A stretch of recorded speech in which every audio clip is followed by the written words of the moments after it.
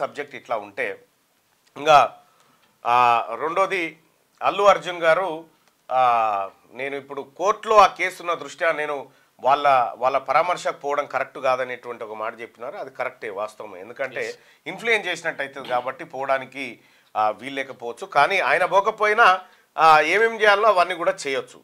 అయితే ఈ నిన్న మొన్న సోషల్ మీడియాలో ఒకటే ట్రోల్స్ జరుగుతూ ఉన్నాయి. అల్లు అర్జున్కి ఏమైందని పరామర్శకు పోతా ఉన్నారు.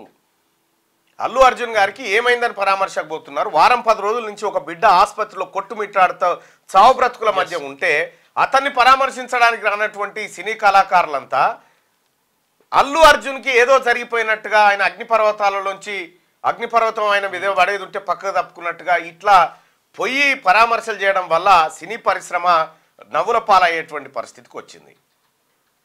ఇవాళ ఆ హాస్పిటల్లో ఉన్నటువంటి బిడ్డ ఎవరైతే ఉన్నారో మరో 2 వారాలు గడిస్తే కానీ చెప్పలేమనే దారుణమైనటువంటి పరిస్థితికి ఉంది.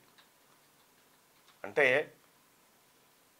అక్కడ ఒక వీడియో నేను చూసిన, 12 గంటలు ఆ పిలగానోళ్ళ నాయన, ఆ అల్లు అరవింద్ వాళ్ళ మనమడు ఉండగా ఈ అర్జున్ వాళ్ళ కొడుకు నాన్న 12 గంటలు లేకపోతేనే గింటి గల్మ కాడ వేడి చేసి ఎదురు చూసుకుంటా డాడీ వస్తున్నాను.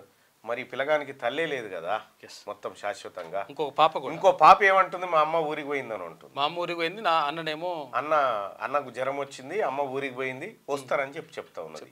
ఇప్పుడు ఏం సమాధానం చెప్దాం వాళ్ళకి? సో సినిమా హీరోలారా, సినిమాల మందం హీరోలు అయినటువంటి మీరు నిజ జీవితంలో హీరోలుగా మారాలంటే ఆదర్శంగా నిలబడండి. అల్లు అర్జున్ దగ్గర పోయి పరామర్శకు పోతారా మీరు కూడా? ఏమైందని పరామర్శ నీవు గీరిండా, గిచ్చిండా, కొరికిండా, ఎవడ నీవని చేసినా ఏమైంది అంటే చట్టాలు మా మీద పనిచేయొద్దు, మా మీద వర్కౌట్ కాదనేటువంటి రీతిలో మీ వ్యవహారం ఏదైతే ఉందో ఇది మంచి పద్ధతి కాదు. ఇవాళ తెలంగాణ రాష్ట్రంలో సినీ పరిశ్రమ వేళ్ళూనుకొని ఉందంటే, సినీ పరిశ్రమ ఈ స్థాయిలో ఉందనంటే అది కాంగ్రెస్ పార్టీ ప్రభుత్వాలు చేసినటువంటి కార్యక్రమాలు. ఇలా మీకు స్టూడియోలకు స్థలాలు ఇచ్చి, మీరు చెన్నైలో ఉంటే చెన్నారెడ్డి లాంటి వాళ్ళు తీసుకొచ్చి మిమ్మల్ని ఇక్కడ అకామిడేట్ చేసి అన్ని రకాల సౌకర్యాలు కల్పించి సినీ పరిశ్రమను డెవలప్ చేసింది ఇక్కడ కాంగ్రెస్ పార్టీ ప్రభుత్వాలు. సో దాన్ని మీరు పద్మాలయ స్టూడియోలు పెట్టుకుంటారు, మీరు అన్నపూర్ణ స్టూడియోలు పెట్టుకుంటారు, మీరు రామానాయుడు స్టూడియోలు పెట్టుకుంటారు, అగ్వకే భూములు తీసుకొని మళ్ళీ మీదకి వెళ్ళి కాంగ్రెస్ పార్టీ ప్రభుత్వం మంచిది కాదు, అరెస్ట్ చేస్తూ ఉంది, కక్ష సాధింపులు అని చెప్తా ఉన్నారు. ఇవాళ ఎవరైనా అట్లా మాట్లాడాలి,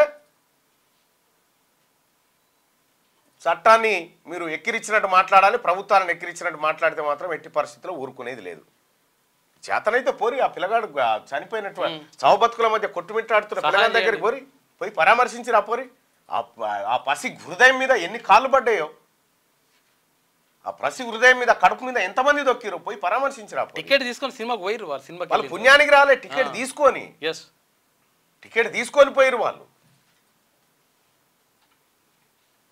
చిరంజీవి గారు మీరు కూడా చెప్పండి, వాళ్ళకి చెప్పండి, ఈ కొత్తగా వచ్చిన పిల్లలందరికీ చెప్పండి, అరే బాబు మనం ప్రజలతో ఇట్లా ఉండాలని చెప్పి ఓ మాటగా చెప్పండి. మీ మాట కూడా పెద్ద మనిషి మీరు. ఇది ఇట్లా జరుగుతుంటే మళ్ళా ఆ మోహన్ బాబు ఇంట్లో మళ్ళీ చక్కెర పంచాయతీ. ఆ మంచు మనోజ్ అట అలా దోస్తులకు ఏదో పార్టీ ఏదో పెట్టి జనరేటర్ పెడితే మంచు విష్ణు పోయి ఆ జనరేటర్లో చక్కెర పోసిందట నడవకుండా. వాళ్ళ అమ్మ బర్త్డేనా? వాళ్ళ అమ్మ బర్త్డే సందర్భంగా దోస్తులకు ఏదో చేస్తూ ఉంటే జనరేటర్ సపోర్ట్ అవుతుందని చక్కెర పోసి వచ్చినట విష్ణు. ఈ ఇంజన్లో చక్కెర పోస్తే కథమే, ఇక పెట్రోల్ బ్యాంకులో చక్కెర పోస్తే బండి కూడా నడవదు, బండిలో పోస్తే కూడా కథమే. ఇక అటువంటి పరిస్థితి. అంటే ఆయన పార్టీ మీద చక్కెరి. ఈ మళ్ళా రాత్రి కీసరాడుకుంటారట, కయాబియా అనుకుంటారట, నేను పోలీస్ స్టేషన్కి పోతాను మళ్ళీ వస్తున్నా, అది ఒడుస్తలేదు, తెగుతలేదు. ఏది అంతరంగాల సిరివెల్ లెక్క కాదు, వాళ్ళ నాయన పేరేంది? భక్తవత్సల నాయుడు. కాదు ఈయన మోహన్ బాబు గారి పేరు భక్తవత్సల నాయుడు. అవునా? ఒరిజినల్ పేరు అదే, భక్తవత్సల నాయుడు ఆయన పేరు. ఇది అది అట్లయితే ఉంటే ఆయనని ఏది లోగో తీసుకొని నెత్తివాళ్ళ కొట్టిండు కదా మన రంజిత్ అనేటువంటి బిడ్డని. నిన్న మళ్ళా ఆయన పోయిన మోహన్ బాబు పోయి క్షమాపణ చెప్పి సారీ అని చెప్పి ఏదో ఇక చేసి వచ్చిందట. అది సరే, ఏది చేసినా కూడా ఈ సినిమా ఊళ్ళ పంచాయతీతోని తలకాయ నొప్పి అవుతా ఉంది, లేందో గోస అవుతా ఉంది. ఈ రాష్ట్రంలో ప్రజలంతా ఎటుపోవాలి, ప్రజల సమస్యలు ఎటుపోవాలి? సినిమాలలో అదే లొల్లాయ, బయట అదే లొల్లాయ మీది.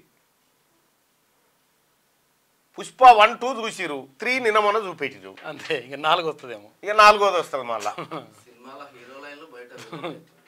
సినిమాలు అందులో కూడా విలన్లే. దొంగతనం చేసేటోడు హీరో ఎట్లయితాడా? ఎర్రచంద్రం దొంగతనం చేసేటోడు హీరో ఎట్లయితాడా?